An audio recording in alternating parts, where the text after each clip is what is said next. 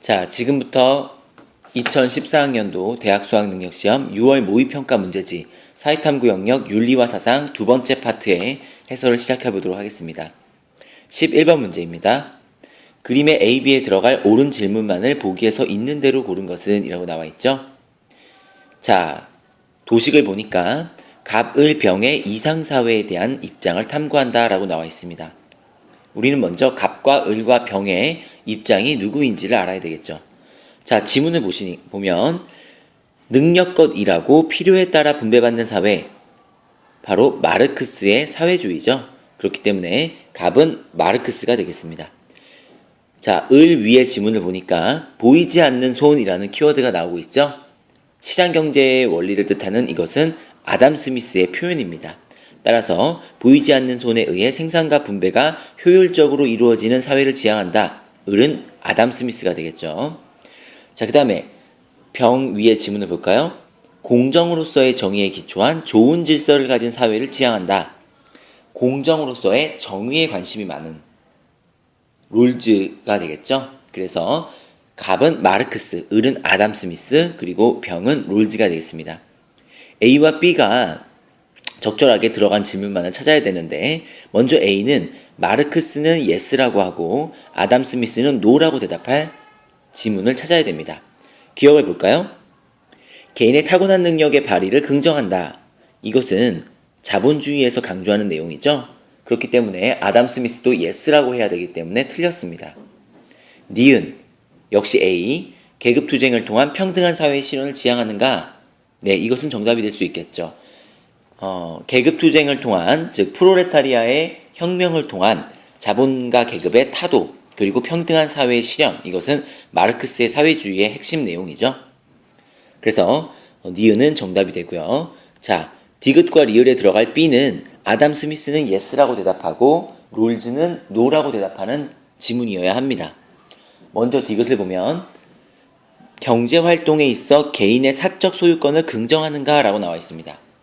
자, 일단 아담 스미스는 고전적 자본주의의 대표적 사람이니까 당연히 사적 소유권을 긍정하겠죠. 자본주의의 핵심은 사유재산에 있으니까요.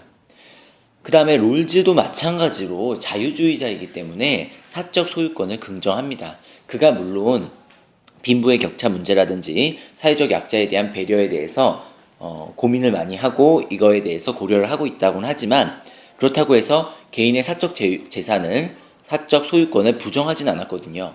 그렇기 때문에 이것은 둘 다 아담 스미스, 롤즈 모두 긍정을 할 질문이기 때문에 답이 될 수 없겠죠. 리을을 보겠습니다.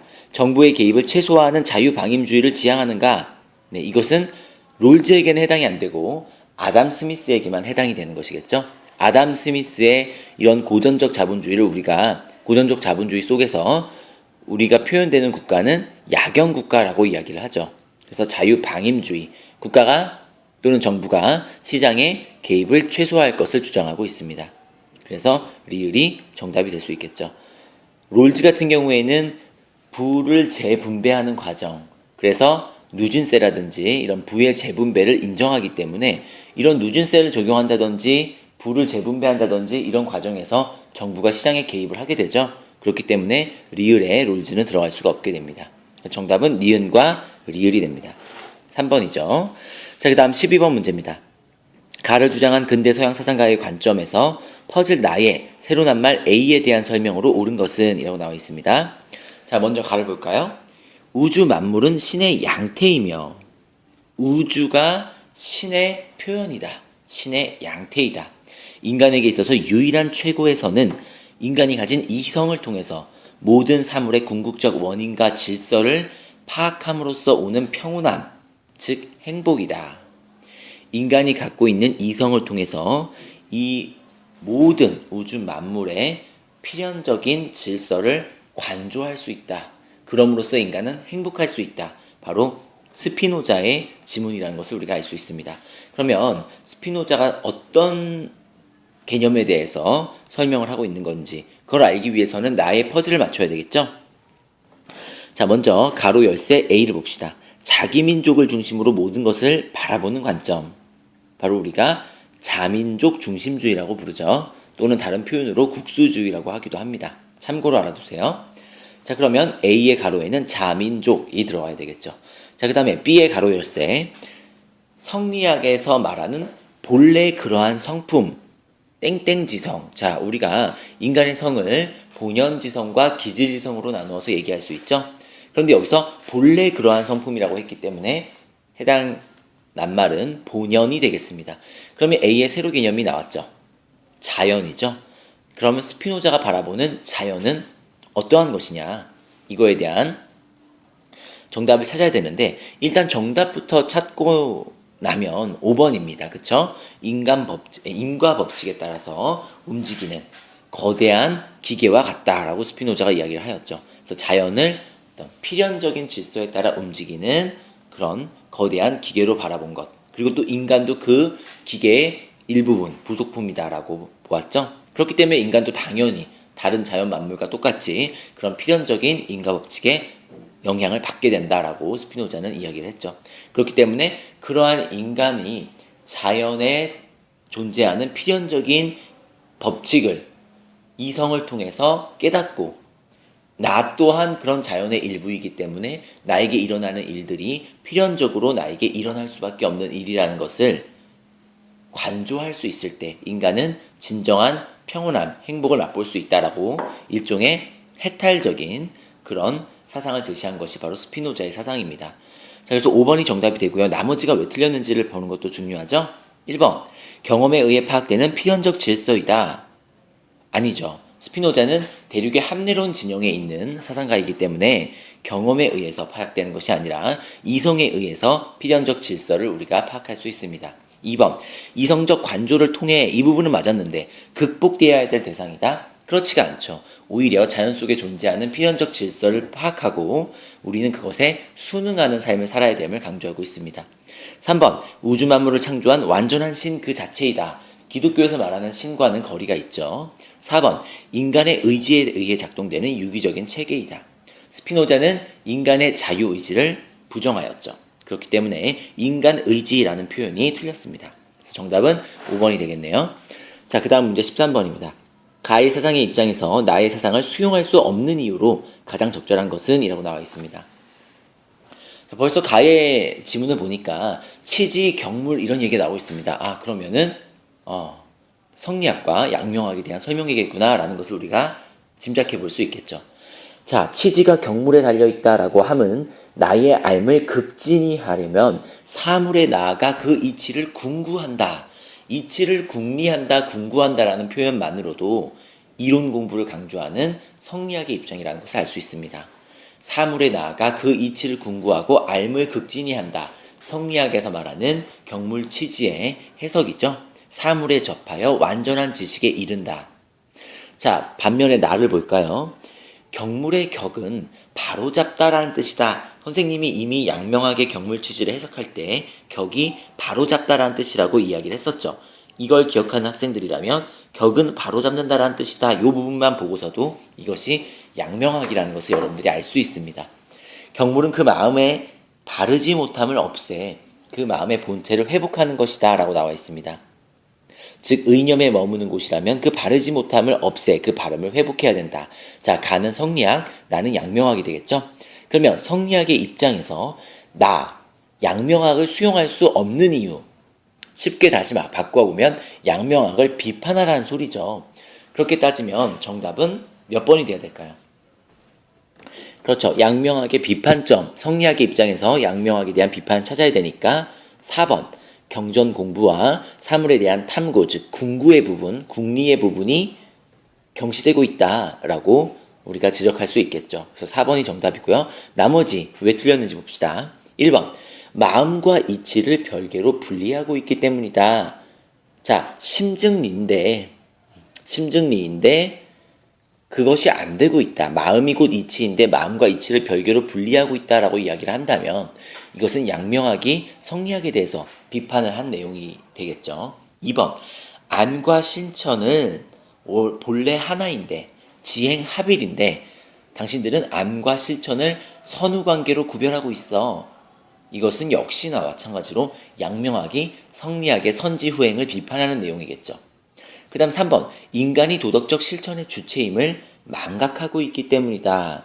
네, 이것은 이것은 성리학과 양명학 모두 다 해당이 될 수 있는 내용이죠. 인간을 도덕적 실천의 주체로 보았다라는 것은 그렇기 때문에 적절하지 않고요. 5번 양지를 실현하기 위한 수양을 도외시하고 있기 때문이다. 이것은 오히려 양명학의 입장이기 때문에 양지를 실현하는 수양을 강조한다라는 것은 오히려 이것 역시 양명학이 성리학에 대해서 비판하는 내용이라고 볼 수 있겠습니다. 정답은 4번이 돼야 되겠죠. 자, 그 다음 14번 문제입니다. 그림은 수행평가 문제의 학생 답안이다. 학생 답안에 기업과 미음 중 옳지 않은 것은 이라고 나와 있습니다. 자, 먼저 수행평가 해볼까요?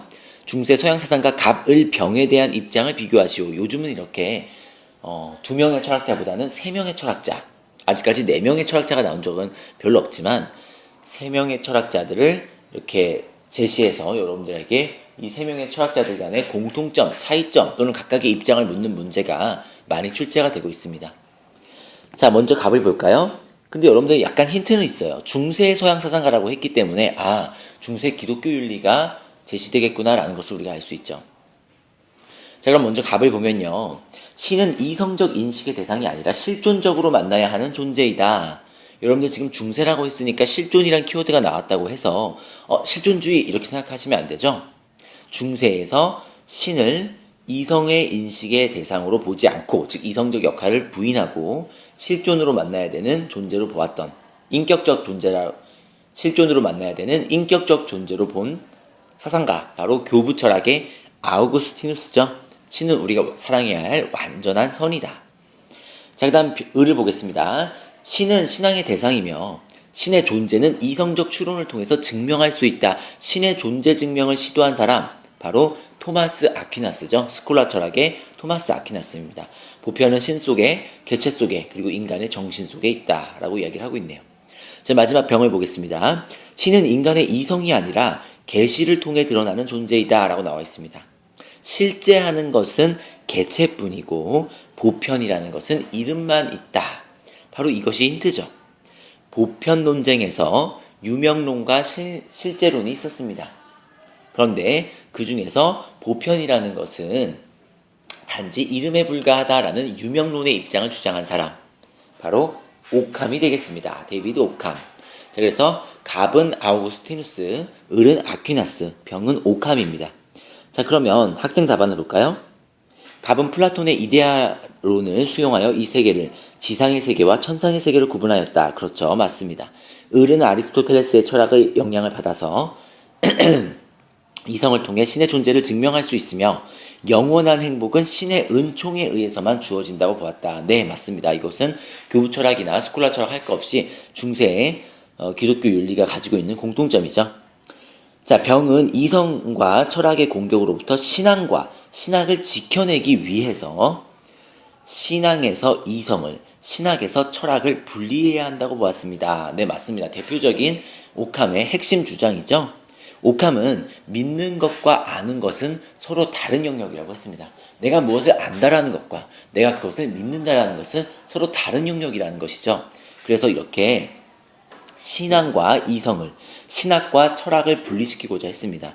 여러분들이 주의하셔야 되는 것은 그렇게 분리하려고 했던 목적이 그 앞에 나와 있죠. 바로 신앙과 신학을 지켜내기 위해서라는 것. 그러니까 데이비드 오캄도 어디까지나 기독교 윤리에 해당되는 중세시대의 사상가라는 것이죠. 그렇기 때문에 리을의 지문이 틀린 것입니다. 신의 존재 문제와 관련해서 갑과 을은 신이 존재한다고, 병은, 오캄은 신이 존재하지 않는다고 보았다. 네, 매우 위험한 발언이죠.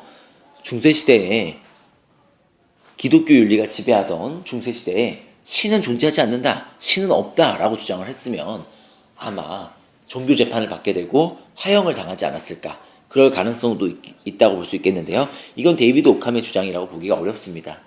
모든 중세의 기독교 사상가들은 신의 존재를 당연히 믿죠. 그렇기 때문에 종교 사상가이기 때문에, 따라서 리을은 틀렸고요. 마지막 갑, 을, 병 모두 종교적 진리 인식함에 있어서 신의 은총, 신의 계시를 중시하였다. 네, 맞는 지문이 되겠습니다. 정답은 4번이 되겠죠? 자, 그 다음은 15번입니다. 기억에 들어갈 내용으로 가장 적절한 것은 이라고 나와 있습니다. 갑, 현대 대의민주주의는 대표자가 시민들의 의견을 충분히 반영하지 못하는 대표성의 문제, 대표자가 시민들 간의 입장 불일치와 같은 의사소통의 문제가 있습니다.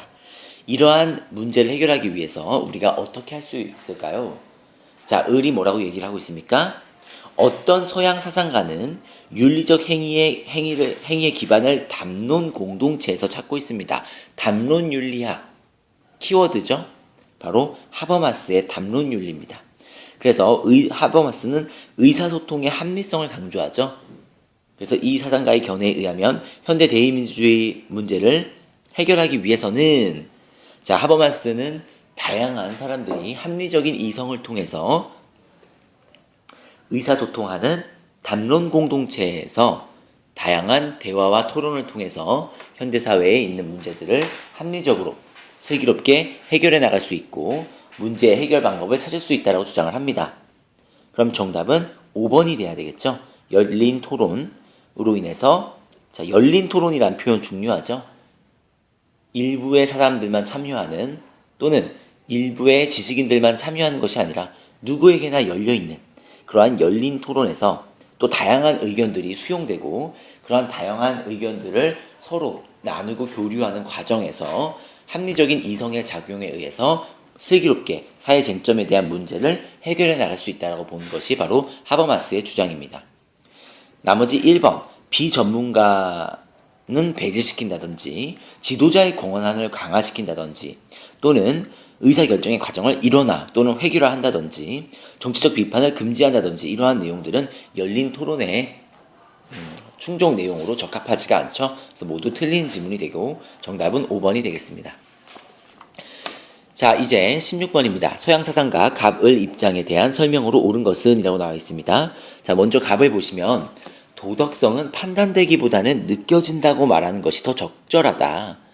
자, 도덕은 감정으로 인간이 느끼는 것이다. 도덕 감정론을 이야기한 휴메 사상이라는 것을 알 수 있습니다. 우리는 모든 사람들이 다른 사람의 감정을 공유할 수 있는 그러한 정서를 통해서, 공유할 수 있는 정서를 통해서 도덕 판단의 일치에 이를 수 있다.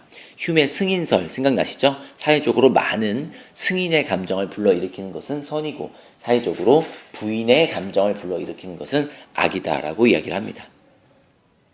자, 그 다음은 을입니다. 도덕성이라는 것은 법칙으로부터 유발되는 의무의 관념이 동시에 행위로 나타나는 것이다. 의무를 곧 행위로 드러내는 것일 뿐이다. 단지 의무에 맞기만 해서는 안 되며 나의 행위가 단지 의무에 부합하기만 해서는 안 되며 내가 이것을 반드시 따르겠다라는 의무에서부터 비롯된 것이어야 된다. 선의지에 대한 이야기를 하는 것이죠. 동기주의의 입장을 나타내는 또는 의무주의의 입장을 나타내는 칸트의 지문이라는 것을 우리가 알 수 있습니다. 그러면 분석은 끝났네요. 갑은 흉, 을은 칸트죠. 지문 보겠습니다. 1번, 흉은 도덕적 판단과 행위에 있어서 유용성이 중요하지 않다고 본다. 아니죠. 흉은 사회적 승인을 이야기합니다. 사회적으로 많은 사람들에게 승인의 감정을 불러일으켰다라는 것은 그것이 그 사회의 많은 사람들에게 유용하기 때문이겠죠. 또 많은 사람들에게 부인의 감정을 불러일으킨다는 것은 유용하지 않기 때문이라고 볼 수 있습니다. 그래서 이러한 그의 사상은 도덕 판단과 행위에 있어서 유용성을 염두에 두고 있는 사상이라고 할 수 있고 이러한 그의 사상이 후에 사회적 쾌락주의로 연결되는 공리주의에 영향을 미치게 되죠. 그래서 1번은 틀린 지문입니다. 2번, 을은 감정에 따른 행동은 도덕적 가치를 가지지 못한다고 본다. 그렇죠. 칸트는 동정심에 의한 선행은 나쁜 것은 아니지만 도덕적 가치를 가지는 것도 아니라고 이야기를 합니다. 오직 반드시 이것이 의무이고 따라서 나는 이것을 마땅히 해야 된다라는 그러한 선의지를 따르겠다라는 이것을 의무이기 때문에 반드시 그거에 따르겠다라는 선의지에 따른 행동만이 도덕적인 행동이다라고 엄격한 기준을 내세우는 것이 칸트의 입장이죠. 자, 그래서 2번은 맞는 설명을 하고 있으니까 2번이 정답이 되겠네요. 자, 3번, 갑은 공감의 능력을, 을은 선의지를 후천적인 것으로 본다. 아니죠. 선의지는 선천적으로 인간이 갖고 있는 것입니다. 또한 휴미 얘기하는 인간이 공감을 할 수 있는 능력, 그것도 역시 선천적인 것이죠. 그래서 3번은 틀렸습니다. 그 다음에 4번 갑과 을은 이성이 도덕적 행위를 이끄는 원동력이라고 본다. 이것은 칸트는 가능하겠지만 흉은 이성이 아니라 감정이 도덕 행위를 이끄는 원동력이라고 보죠. 5번 갑과 을은 도덕적 가치가 객관적으로 실제한다고 본다. 네, 이것은 칸트는 해당이 될 수 있지만 흉은 여기에 맞다고 볼 수가 없습니다. 왜냐하면 흉에 따르면 선과 악이라는 것은 쾌락의 감정 또는 불쾌의 감정에 따른 표현에 해당되는 것이기 때문에 주관적 감정에 따른 표현에 해당되기 때문에 도덕적 가치가 객관적으로 실제한다라는 것에 대해서는 흉이 직접적으로 여기에 대해서 긍정을 한다라고 보기는 어렵겠죠. 그렇기 때문에 5번도 틀렸고 정답은 2번이 되겠습니다. 자, 이제 17번 문제를 풀어보겠습니다. 다음 사상의 입장에 대한 옳은 설명을 보기에서 고른 것은 자, 옳고 그름을 규정하는 원칙을 아는 것보다 유덕한 사람이 되는 것이 중요하다. 원칙이라는 것은 행위에 적용이 되는 것이죠. 반면에 유덕한 사람이라는 것은 행위자에 초점이 맞춰져 있는 것입니다. 행위의 원칙보다는 행위자의 성품에 초점을 맞추는 윤리, 바로 덕윤리라고 할 수 있겠죠. 계속해서 읽어보겠습니다. 악행의 금지와 규범의 엄격한 준수와 같은 최소한의 윤리를 따르는 것을 넘어서 적극적인 선을 실현해야 한다.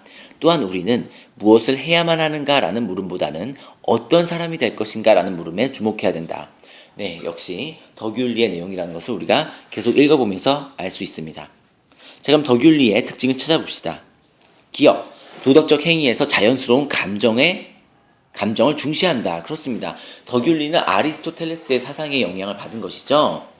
그렇기 때문에 아리스토텔레스는 주지주의 플러스 주의주의로서 인간의 의지적인 영역, 감정의 영역 이런 것들을 중시하죠. 그래서 기억 맞는 설명이고요. 2번 덕의 형성 과정에서 인간관계의 맥락을 중시한다. 네, 역시 이것도 행위에 초점 맞춘 것이 아니라 행위자, 사람에 초점을 맞추고 있기 때문에 덕이 형성되는 과정에 있어서 인간관계의 맥락을 중시하는 것 맞습니다. 또한 아리스토텔레스에 따르면 우리가 실현해야 되는, 우리가 자아 실현을 하기 위한 어떤 그 존재들, 우리가 실현해야 될 목적은 이데아의 세계에 있는 것이 아니라 이 현실 세계에 존재하게 되죠. 그래서 만약에 과거의 선생님이 학생 시절에 선생님이 되는 것이 선생님의 실현의 목적이라고 생각했다면 이미 그것을 실현한 선생님들은 현실에 존재합니다. 그렇기 때문에 그 현실에 존재하는 나의 목적을 실현하는 그 사람들과의 인간관계를 잘 맺는 것이 내가 선생님이 되는 것에 많은 영향을, 긍정적 영향을 끼치겠죠. 이런 식으로 덕의 형성 과정에 있어서도 인간관계의 맥락을 중시하는 것이 덕윤리의 핵심이라고 할 수 있겠습니다. 디귿은 왜 틀렸죠? 행위자의 성품에 초점을 맞추죠. 그렇기 때문에 틀린 설명이고요.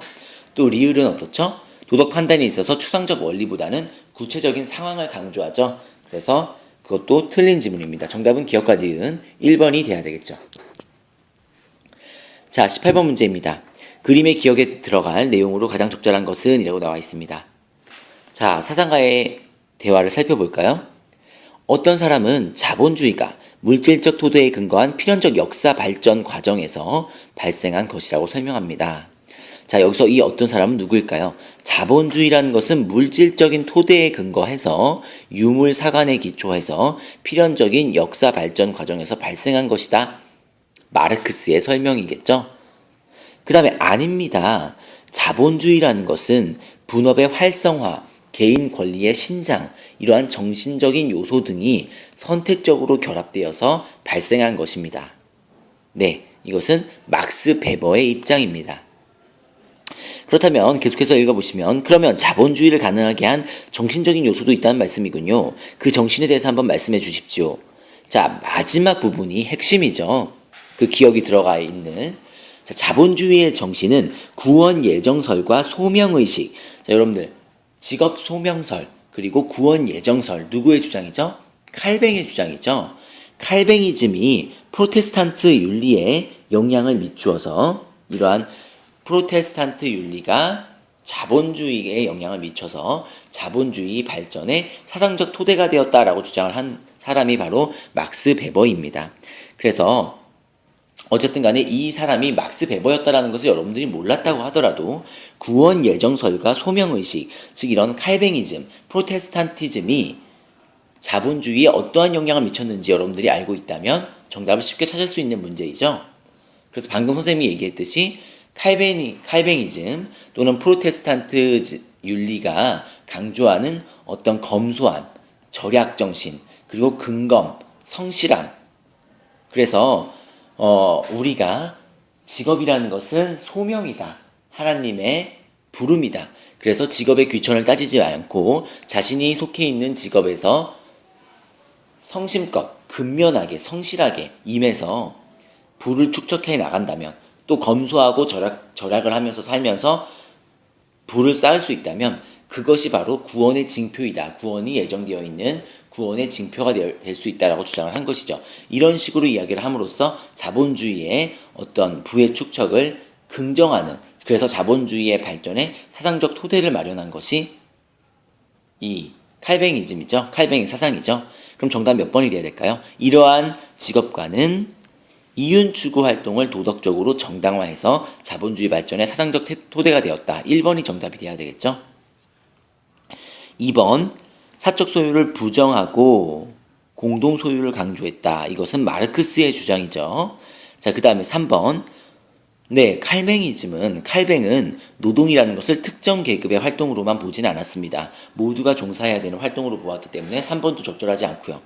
4번, 경제적 평등에 대한 종교적 신념을 확고히 하였다. 네, 경제적 평등은 자본주의가 추구하는 것이 아니죠. 자, 그 다음 5번. 절약보다 소비 활동을 중시하는 인식을 심어주었다. 그렇지 않습니다. 오히려 칼뱅의 사상에서는 검소함, 절약정신, 근검성실 이러한 표현들이 등장하게 됩니다. 정답은 1번이 돼야 되겠죠? 자, 19번입니다. 가의 갑을병의 입장을 나의 그림으로 표현할 때 빗금친 A가 긍정의 대답을 할 질문으로 가장 적절한 것은, 자, 문제의 형식이 상당히 많이 꼬여져 있죠. 그래서 일단 갑을병 3명의 학자가 누구인지 찾아야 되고, 또 그 다음에 벤다이어그램 속에서 어떤 부분이 공통점, 어떤 부분이 여집합, 합집합 이런 것들도 여러분들이 찾으셔야 되는, 얼마든지 문제를 어렵게 변형할 수 있는 유형이라서 요즘 시험에 잘 나오는 유형 중에 하나입니다. 자, 근데 여기서는 딱 벤다이어그램을 보시면요, 갑의 입장, 그러니까 지금 이 그림 빗금 쳐져 있는 부분만 보신다면 갑을병 중에서 공통된 부분은 다 빼고 오직 갑만의 주장이라고 할 수 있는 것들, 그것만 찾으라는 것이죠. 지금 문제가 우리에게 요구하는 것은요. 자, 그럼 봅시다. 먼저 갑. 쾌락은 행복한 삶의 시작이자 끝이며 참된 쾌락은 육체적 쾌락이 아니라 마음의 불안과 몸의 고통이 없는 상태이다. 자, 일단 육체적 쾌락을 거부하고 정신적 쾌락을 추구하면서 마음의 불안과 몸의 고통이 없는 상태, 아타락시아, 바로 에피쿠로스의 주장이라는 것을 알 수 있습니다. 그 다음 을, 모든 사람은 쾌락을 추구하고 고통을 회피한다. 행위의 옳고 그름을 평가하는 유일한 기준은 행위에 의해 생겨날 쾌락과 고통의 양이다.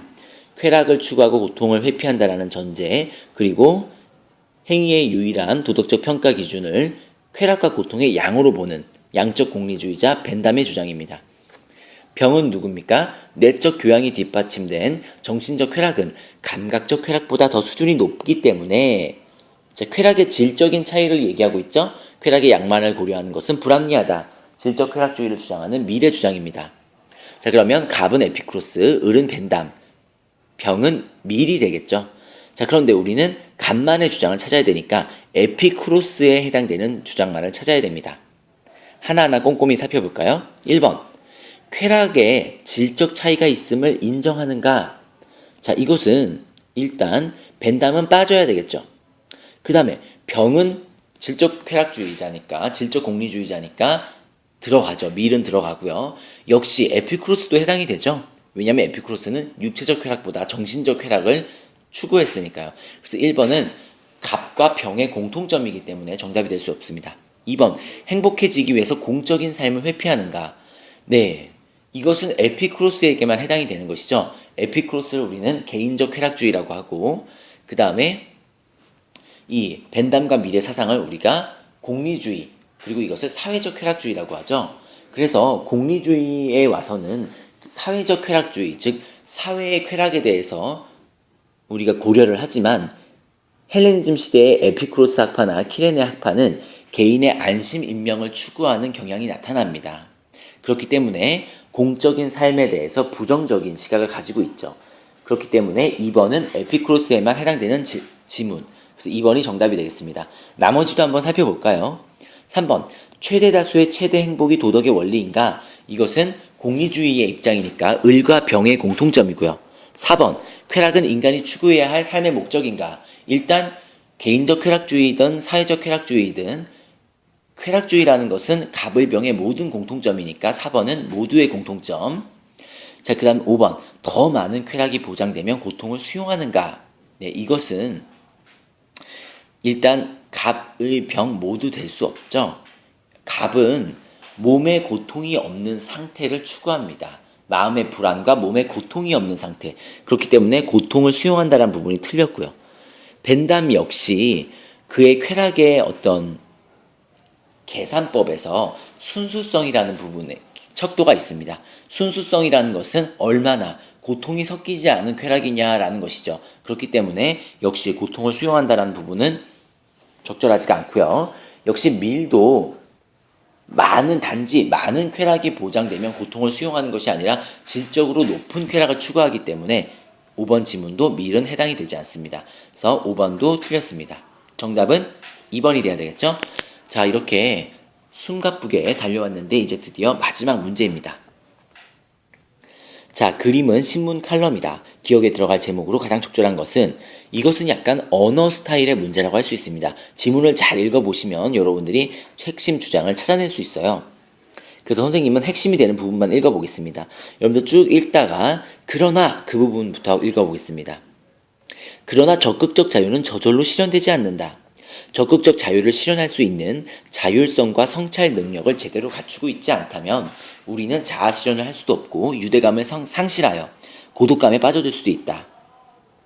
그럴 경우 우리는 새로운 형태의 외부적 권위에 우리 자신을 종속시킴으로써 소극적 자유도 침해될 수 있는, 적극적 자유뿐만이 아니라 소극적 자유까지도 침해될 수 있다는 점을 경계해야 된다.